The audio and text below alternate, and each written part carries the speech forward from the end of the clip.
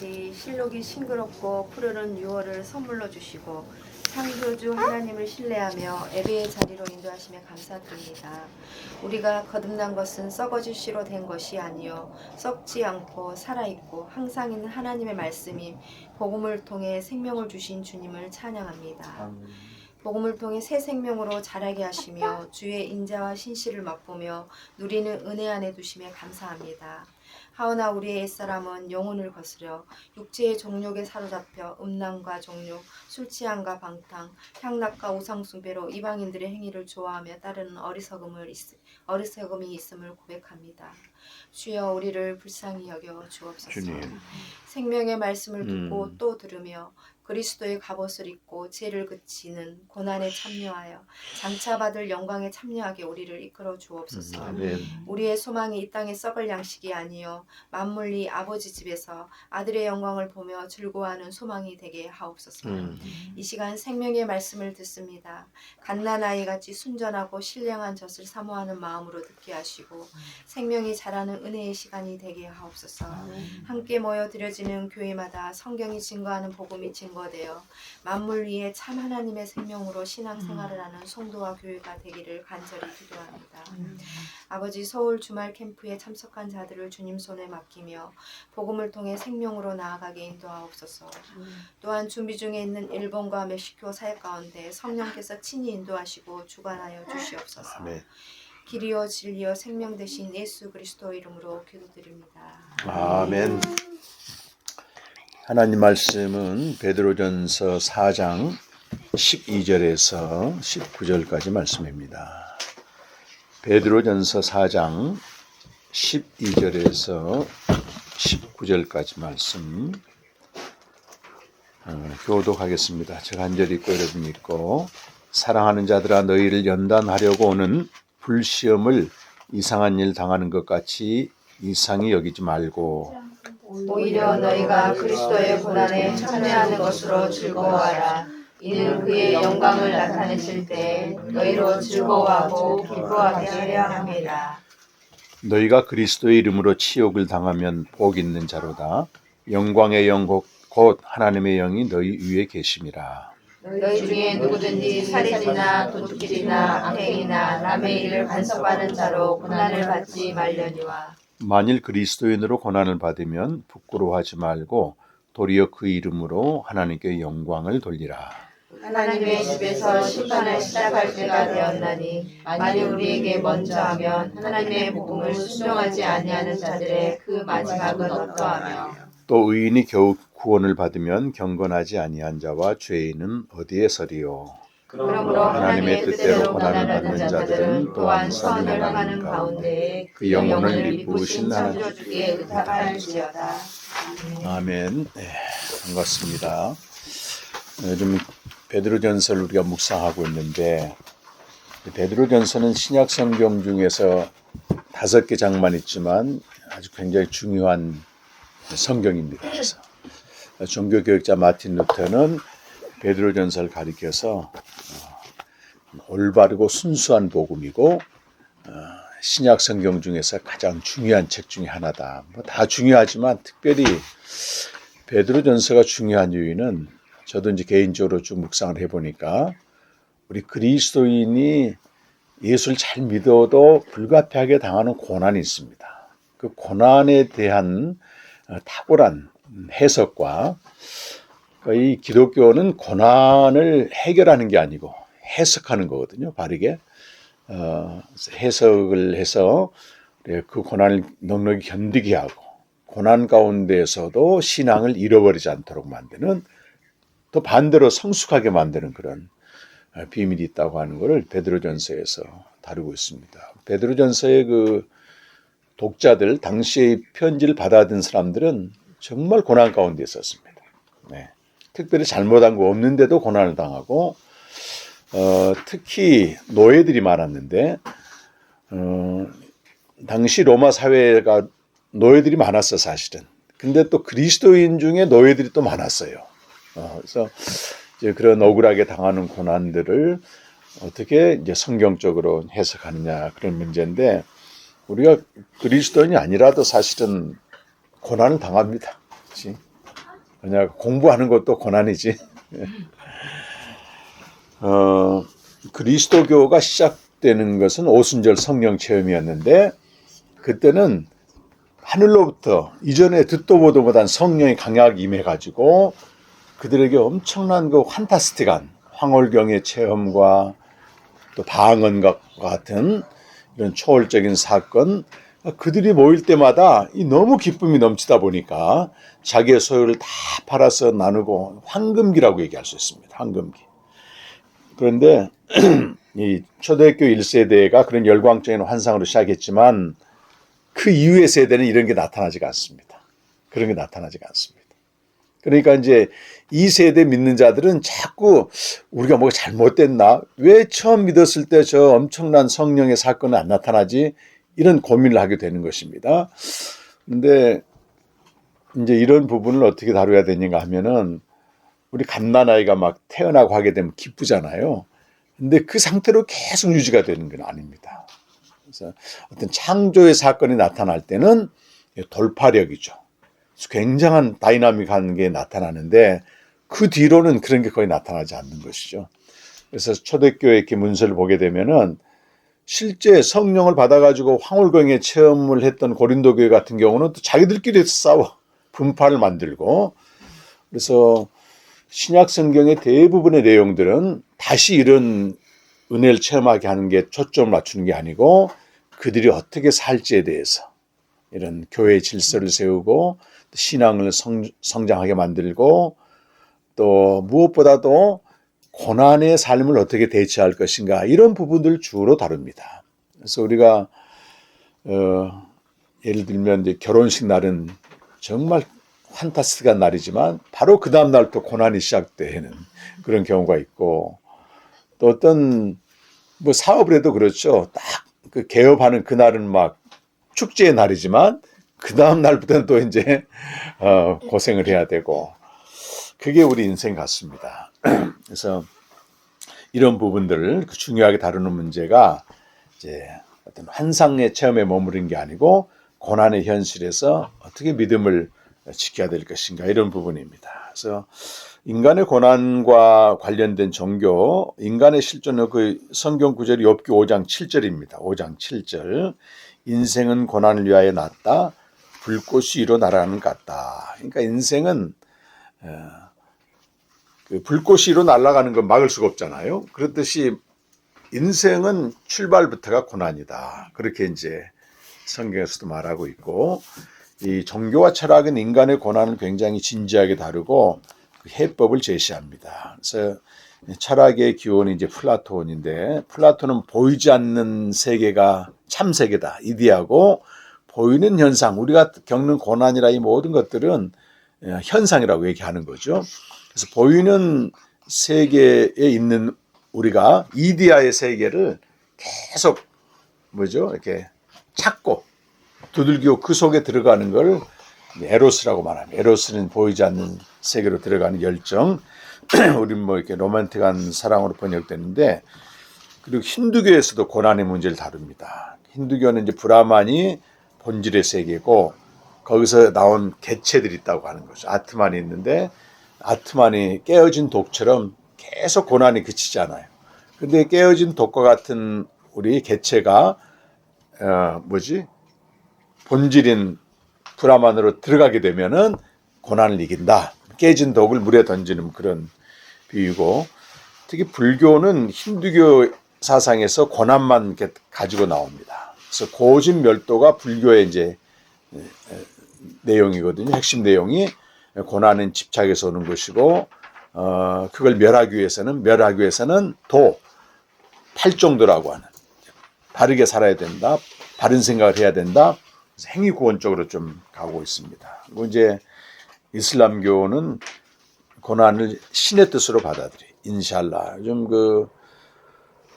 가자지구의 거의 이슬람교도들이잖아요. 그 자녀들이 막 죽어가고 해도 이들은 인샬라, 신의 뜻으로 받아들입니다. 자, 그러면 성경에서는 고난을 어떻게 해석하고 있는가? 구약 성경에서는 경건한 자가 당하는 고난에 대해서 굉장히 질문을 합니다. 왜냐하면 구약 성서에서 고난의 관점은 이 생명과 역사를 주관하신 하나님이 인간의 죄에 대한 어떤 형벌로 고난을 주기 때문에 실제 이제 창세기 3장이나 창세기 6장 보게 되면 인간의 죄를 벌하기 위해서 하나님이 고난도 주고 재앙도 내리는 거잖아요. 이제 그런데 왜 그럼 경건한 자가 고난을 받느냐 이런 문제를 많이 이제 제기한다고요. 그래서 이제 경건한 자가 당하는 고난은 무익한 게 아니고 그를 훈련시키고 또 시험을 견디게 해서 마지막에 잘 되게 한다 이런 거예요. 그 과정을 통해서 또 이제 시험을 보는 거잖아요. 그래서 전도서에 보게 되면 하나님은 고난과 기쁨을 번갈아 주셔서 그건 우리가 선택할 수 있는 게 아닙니다. 기쁨과 고난을 번갈아 주셔서 하나님 자기를 경외하게 만든다.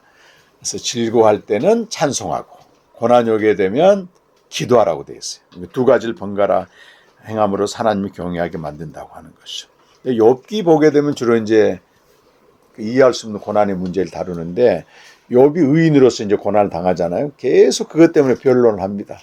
새 친구들은 네가 뭔가 죄를 지었기 때문에 이 고난이 왔다. 이렇게 이제 계속 얘기를 하고 욥은 뭐 죄를 지은 것 같지가 않는데 고난이 와 이게. 그래서 계속 하나님과 씨름하다가 결국 하나님이 이제 창조주의 권능과 위엄이 딱 제시합니다. 그 앞에 이제 욥이 엎드러지는 거죠. 티끌처럼 이제 속에서 회개하게 되고 침묵으로 반응하게 됩니다. 나중에 그 후기 유대교 오게 되면은 헬라 왕들에서 유대교가 엄청난 박해를 받아요. 그때 그들이 이제 어떤 신앙으로 버티냐는 하면은 지금 고난을 받고 순교를 하게 되면 나중에 부활할 때 영원한 삶이 기다리고 있다. 이렇게 이제 위로를 하는 겁니다. 그때 부활은 그리스도의 부활과는 전혀 다른 개념이에요. 하나님이 모든 세상을 심판할 때 의인은 보상을 해주시고 악인은 벌한다. 이런 사상입니다. 이것이 이제 구약 성경에서 말하는 고난이고 이제 우리는 이제 오늘 신약 성서에 말하는 고난을 조금 살펴보는 게 좋을 것 같아요. 일단 신약 성경은 원인과 결과, 네가 잘못해서 이런 벌을 받는다고 하는, 또 잘되면 복 받는다고 하는 개념을 조금 탈피합니다. 누가복음 13장에 보게 되면 우연하게 사고로 죽은 사람들이 있었어요. 근데 사람들이 이제 그 문제 가지고 아랬더니 너희도 똑같이 망할 수 있다는 얘기를 하는 거예요. 그러니까 어떤 사람은 좀 더 의를 행해서 고난을 덜 받고 어떤 사람은 죄를 좀 더 많이 지어서 형벌을 더 받고 이게 아니고 모든 인간이 회개하지 않게 되면 망한다. 그 얘기를 했고 로마서 5장 12절과 6장 23절에서는 아담 안의 실존으로서 인간은 죄와 사망의 지배 아래 놓여 있다고 하는 걸. 모든 인간이 고난 가운데 있다고 하는 걸 얘기합니다. 근데 로마서 8장 1절과 2절은 그런 고난 속에 있는 인간을 예수 그리스도로 말미암아 죄와 사망에서 해방시키고 생명의 성령의 법으로 지배하게 됐다. 이런 악과 고난으로부터 해방되게 하신 것이 이제 예수 그리스도의 복음이죠. 그래서 그리스도 예수 안에 있는 자마다 정죄함을 받지 않고 이제 성령의 인도함을 받게 됩니다. 그런데 또 우리가 완전히 또 의롭게 살 수는 없는 거잖아요. 옛사람의 소욕을 따라서 또 살게 되면 하나님이 사랑하시기 때문에 징계하시고 채찍질하신다고 하는 게 히브리서에 이제 나오게 됩니다. 자, 오늘은 이제 베드로전서에 나온 고난의 의미를 좀 보겠는데 일단 베드로전서 1장 1절과 2절 보면 이 서신을 받는 사람에 대해서 분명한 정체성을 이렇게 알려줍니다. 베드로전서 1장 1절과 2절 말씀 한번 봐서 찾으셨으면 읽어보실까요? 예수 그리스도의 사도 베드로는 본도 갈라디아, 갑바도기아, 아시아와 비두니아에 터진다. 곧 하나님 아버지의 미리 하심을 따라 성령이 거룩하게 하심으로 순종함과 예수 그리스도의 핏뿌림을 얻기 위하여 택하심을 받은 자들에게 편지하노니 은혜와 평강이 너희에게 더욱 많으리라. 이 흩어진 나그네라는 뜻은 세상의 부적응자다. 이렇게 이제 의역을 하는 게 좋습니다. 세상과 어울리지 못하는 자들 그런 뜻이고, 그런데 2절에 보니까 그들이 누구냐면 하나님의 택함 받은 자라고 하는 엄청난 존재라고 하는 겁니다. 근데 여기 2절에 보게 되면 하나님 아버지가 나오고 성령이 나오고 예수 그리스도가 나와요. 삼위 하나님의 활동으로 이들이 선택받은 자들이기 때문에 엄청난 존재라고 하는 거예요. 우리 자녀들은 부모를 통해서 태어나잖아요. 어떻게 보면 부모에게서 태어났는데 얼마나 소중해, 부모에게 자녀들은. 근데 우리가 하나님의 선택을 받았다는 이거는 성부, 성자, 성령 하나님에 의해서 택함 받았기 때문에 영적으로는 어마어마한 존귀한 존재고 영예로운 존재라고 하는 걸 딱 시작을 하게 되는 것입니다. 그리고 이제 3절 보면은 우리가 어떤 존재인가, 예수 그리스도의 아버지 하나님, 그분의 많은 긍휼대로 여기 그리스도의 죽은 자 가운데서 부활하게 하사 예수님의 죽음과 부활을 통하여 거듭나게 했다고 말이 새 생명을 얻었다고 하는 것입니다. 그러니까 죽음과 부활이 복음이고 새 생명을 얻었는데 이 새 생명은 산 소망이고 결코 썩지 아니하는 기업이라고 하는 또 이걸 부여하는 거예요. 그러니까 우리가 어떤 그 노예를 쓰면서 박해받는 거는 굉장히 비참한 거잖아요, 어떻게 보면.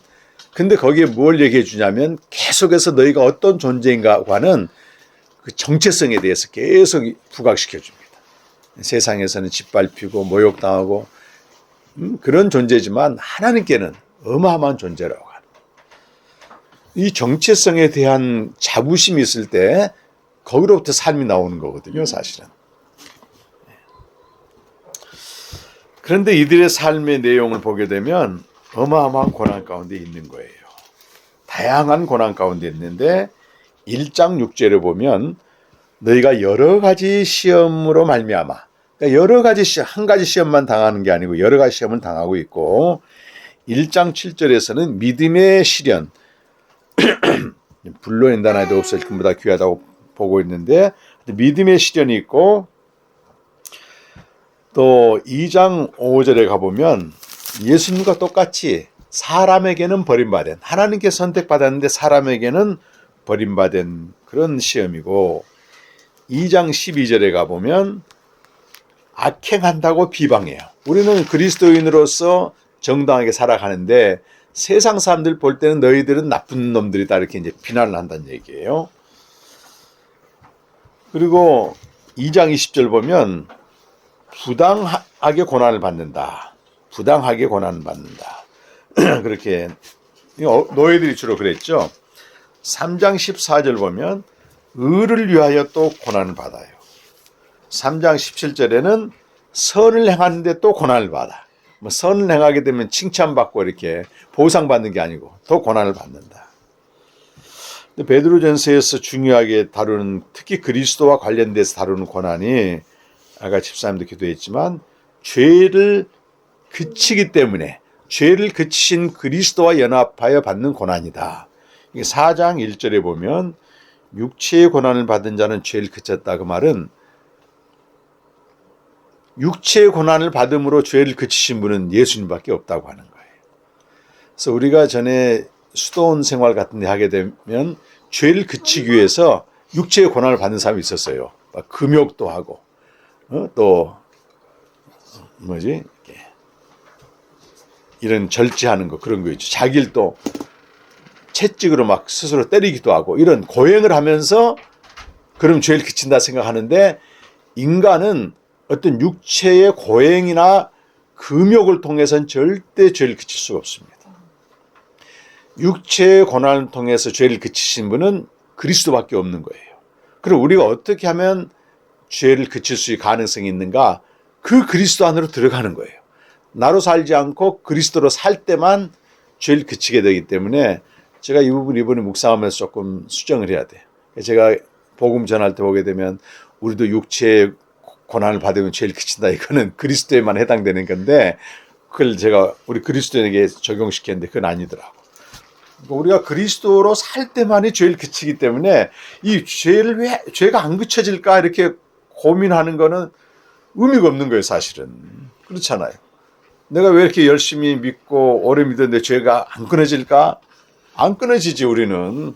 내 안에 그리스도로 살 때만 죄가 그쳐지기 때문에 그때 소망이 있는 거라고. 이 부분은 굉장히. 근데 그렇게 그리스도 안에서 죄와 인연을 끊고 살게 되면 4장 4절을 보게 되면 처음에는 이상히 여기게 되고 비방을 해. 왜냐면 세상 사람들과 어울리지 못하거든. 흥을 깨는 해방자로 간주돼 가지고 이렇게 비방을 받는 것입니다. 이런 비방은 정말 값진 비방이에요. 내가 그리스도인이라고 하는 걸 증명할 수 있는 이런 겁니다. 그래서 TV 보는 것 자체가 나쁘는 건 아니지만은 또 적극적인 관점에서 그 귀한 시간을 막 2시간, 3시간 보고 있게 되면은 이것도 바른 건 아니잖아요. 그 TV 볼 시간이 없어. 그래서 막 드라마 얘기하는데 나는 낯선 자가 돼. 그럼 이상 여김을 받는다고. 분위기 깨는 사람으로. 근데 그게 진짜 그리스도인으로서 정당한 대가. 이런 얘기를 들을 수 있어요까지.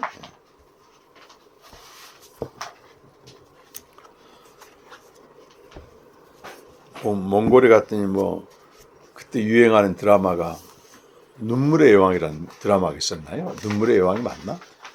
갔더니 막 선교사람들이 막 그 얘기를 막 하는 거예요. 몽골 사람들이 어제 나왔던 TV 드라마를 오늘 막 본다고 하면서 눈물의 여왕이 뭔가 나는 멍해가지고 거의 드라마를 본 적이 없습니다. 제가. 아유, 목사님 고상한 척 하니. 아니에요. 시간이 없어, 시간이. TV 켤 시간이 없어. 30분, 1시간 단위로 막 어쩔 때는 하루를 보내거든요. 근데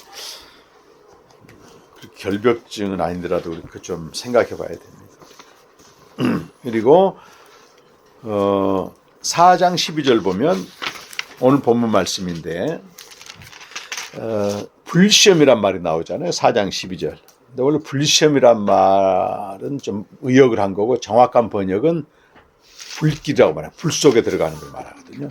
우리가 당하는 시험이 마치 불 속에 들어가는 것 같다고 하는 그런 시험이고 또 5장 8절에 보면은 마귀가 우리 대적하는 이런 그 다양한 고난을 당하는데 베드로전서가 중요한 건 뭐냐면 우리가 당하는 대부분의 그리스도인으로서 당하는 고난을 그리스도의 고난과 직접 연결시키는 거예요.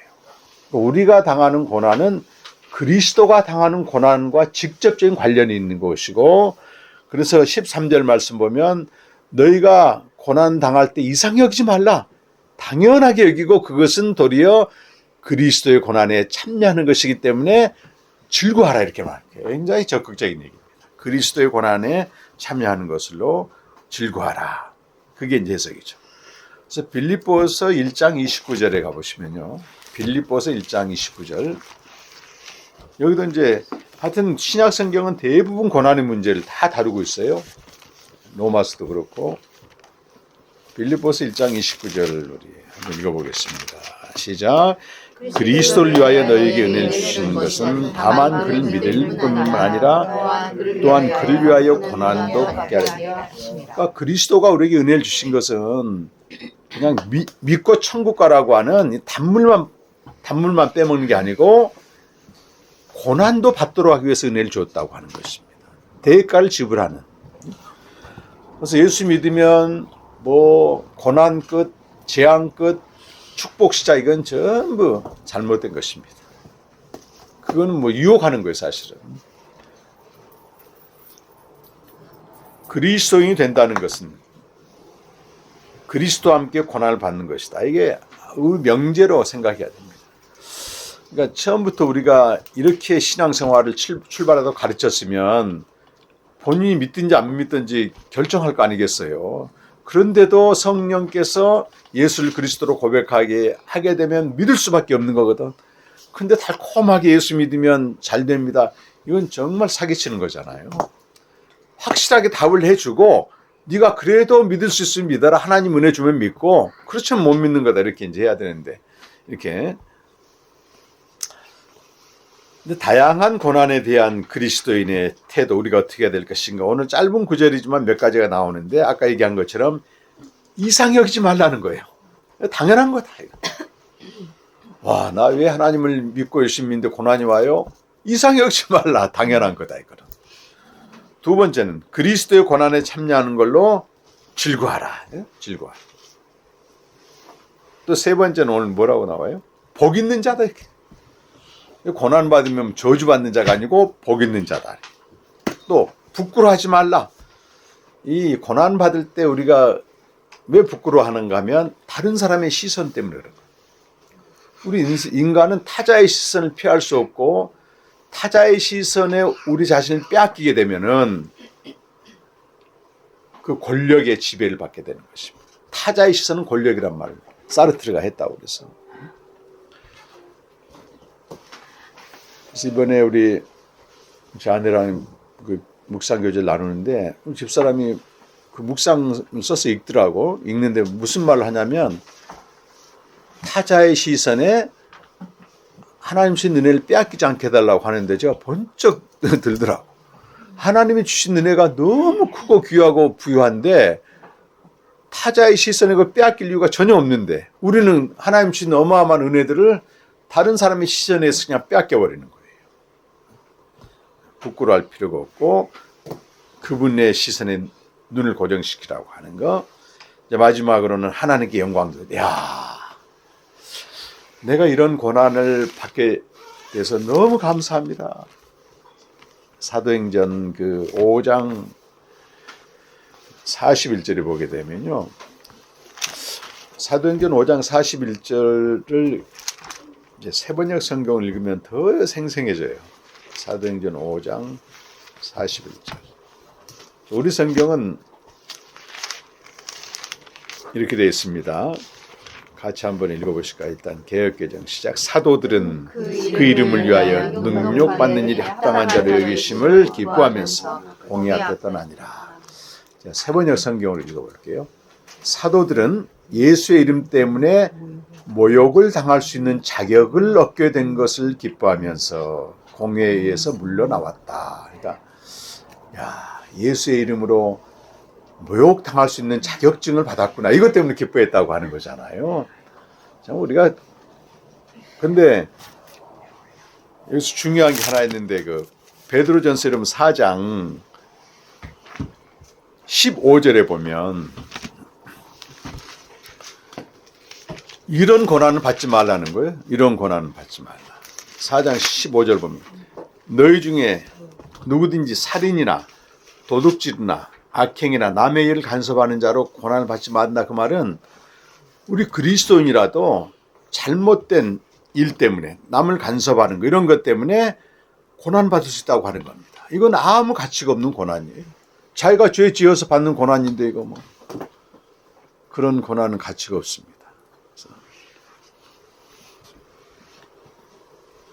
지금 한동안 또 뭐예요? 김호중이가 뭐예요? 교회 다니면서 간증하고 그러다가 김호중이라고 알아요? 가수. 이번에 뭐 김호중 그 음주운전 한 거는 실수할 수 있는 거예요. 근데 당당하게 받으면 벌금 정도로 끝났을 텐데 이게 난리가 난 거잖아요. 이렇게 비열하게 해가지고. 김호중 팬들이 많은데. 그런 걸로는 고난 받지 말고 그리스도인으로서 고난을 받으라. 아까 그 2번 항목 보면 여러 가지 나열했잖아요. 이런 걸로 고난을 받으란 얘기예요.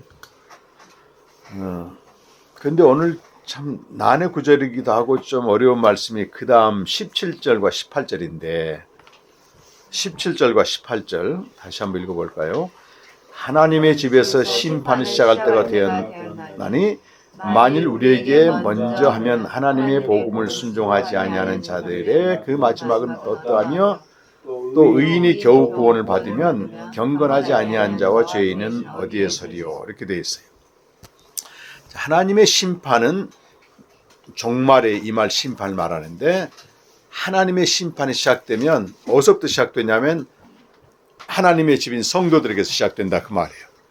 종말이 가까우고 종말이 임박했을 때는 우리 성도들도 어마어마한 고난을 받게 돼요.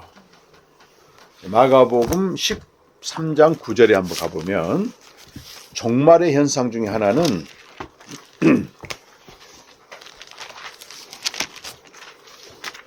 13장 그 9절 이하인데 13절에 보십시오, 여러분.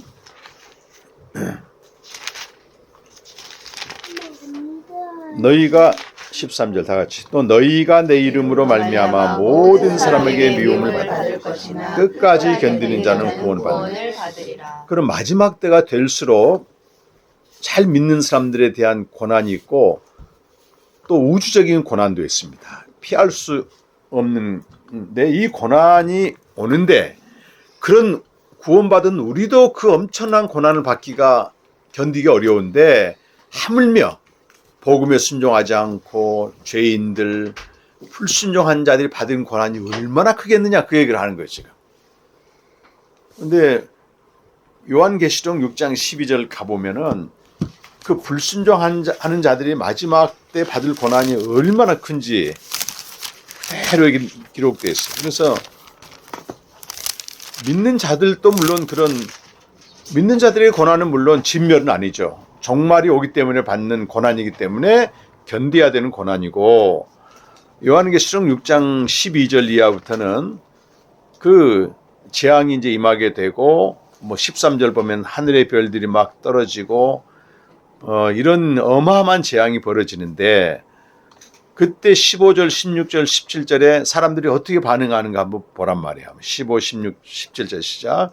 땅의 임금들과 왕족들과 장군들과 부자들과 강한 자들과 모든 종과 자유인이 굴과 산들의 바위 틈에 숨어 산들과 바위에 말하되 우리 위에 떨어져 보호자에 앉으신 이 얼굴에서와 그 어린 양의 진노에서 그들의 진노의 큰 날이 이르렀으니 누가 능히 서리요 하리라.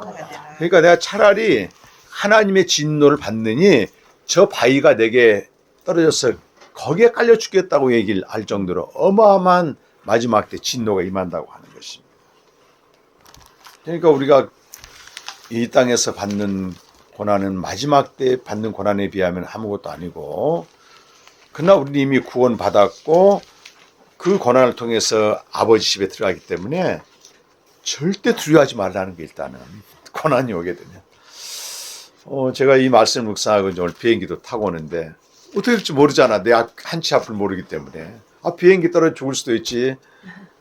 근데 이 마지막 때 일어날 결과를 알기 때문에 전혀 그런 두려움이 없어지는 거예요. 그렇지. 그러면서 오히려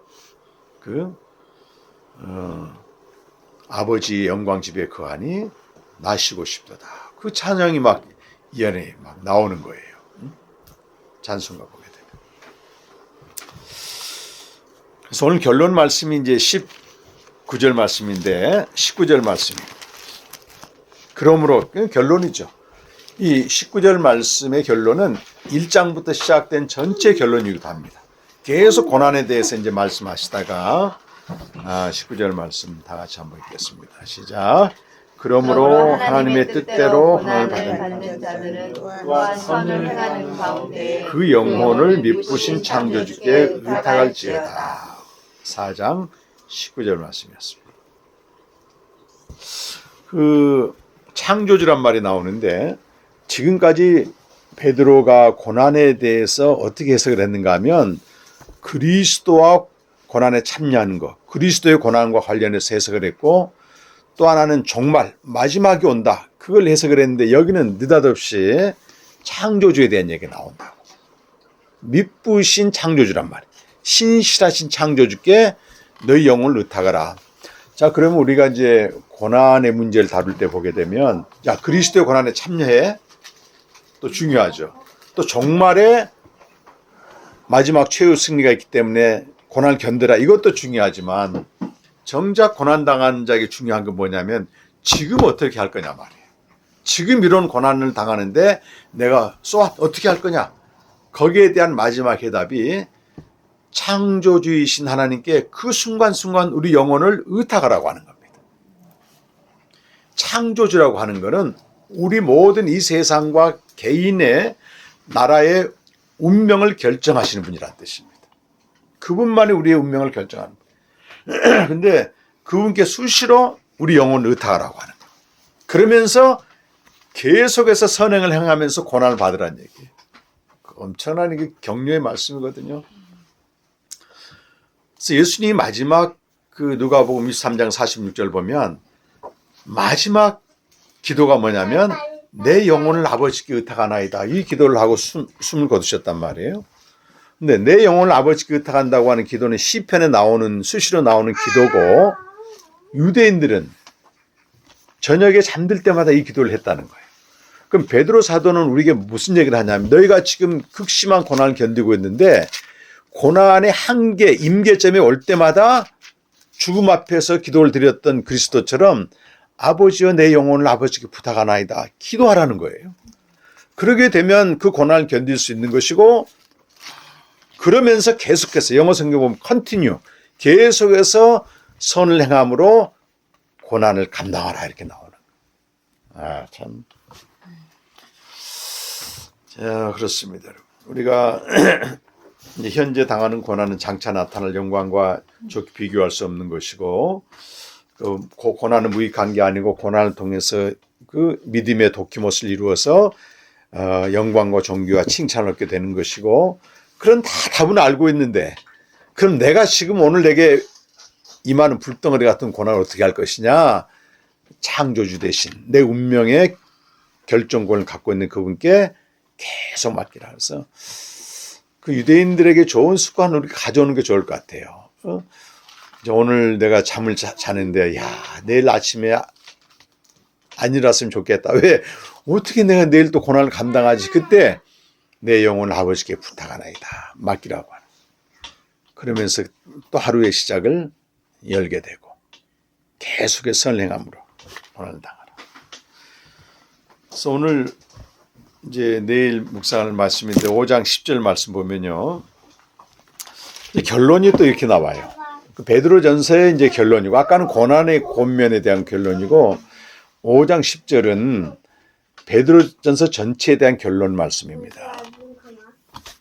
5장 10절, 11절 같이 한번 읽어보겠습니다. 시작.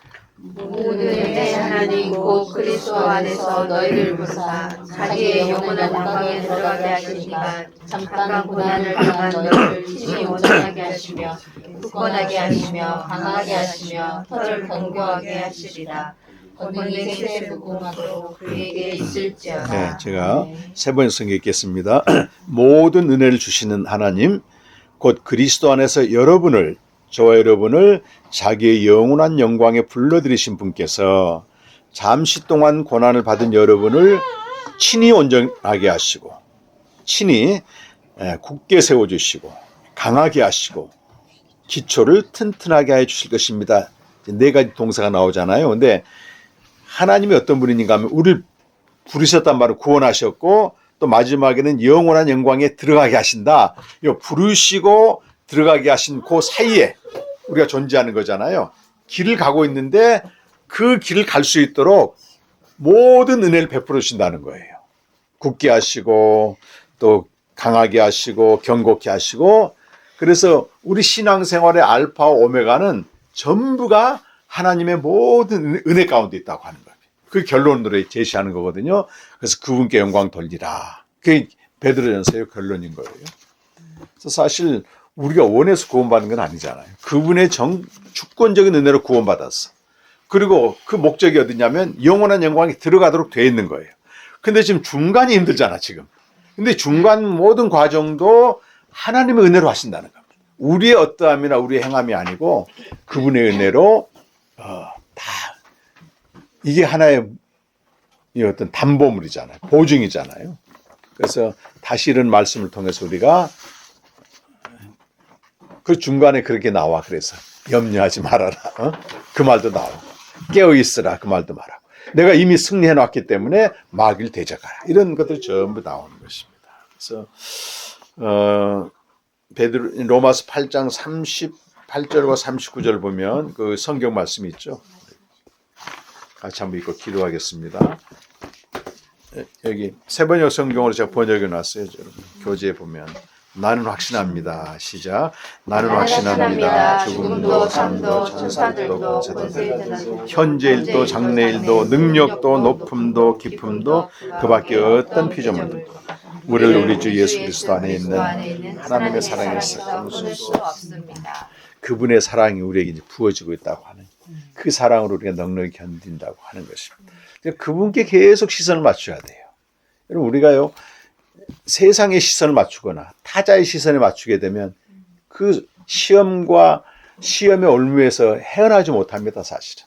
근데 계속 그분의 우리를 어떻게 바라보시는가 시선을 눈을 맞추게 되면은 그분이 모든 은혜로 부르시는 그날부터 마지막 날까지 인도하시구나 안심하게 되고 담대하게 되고 오히려 고난 앞에서도 우리가 굴복하지 않게 되고 이렇게 맞아들이게 되고 견딜 수 있는 힘이 생긴다고 하는 것입니다.